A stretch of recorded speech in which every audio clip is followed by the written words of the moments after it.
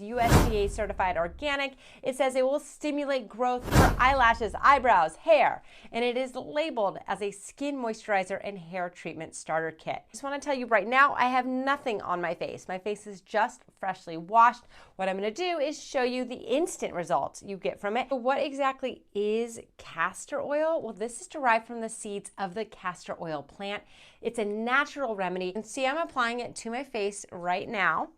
And this has been a powerhouse when it comes to skincare. Moisturizes the skin. You can put it in your brows and on your lashes as well. Comes with the extra brushes too, so you can use these to apply it to your brows. What I like to do is put it on my face, and then all the extra I have, I'm running that through my hair.